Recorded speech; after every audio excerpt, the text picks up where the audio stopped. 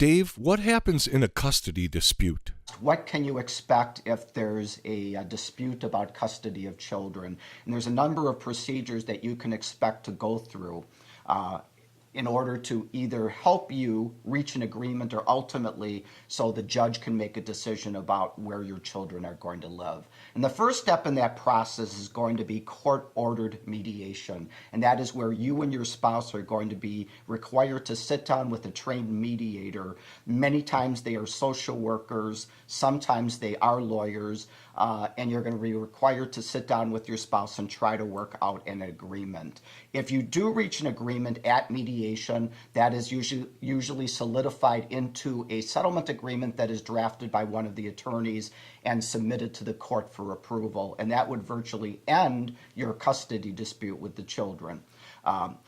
There are some exceptions for the court to order mediation. If there's domestic violence, as an example, that may be an exception that the trial judge might require that you not attend mediation. But really for everybody else, it is mandatory, and you can expect to be required to go.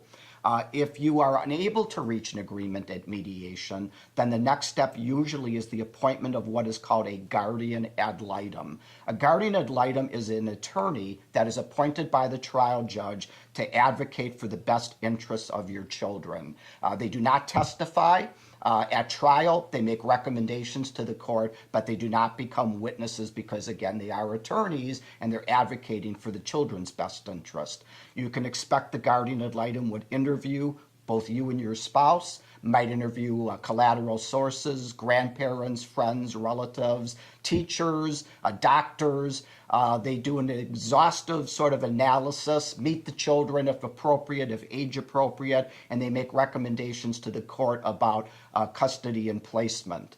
Another step in some counties is a family court counseling services where the judge will also appoint a social worker to make an investigation and report back to the trial judge of the best interests of the children. So you can expect those three steps, which are quite time consuming if there's a custody battle. In summary, mediation first, probably a guardian ad litem if you don't reach an agreement at mediation.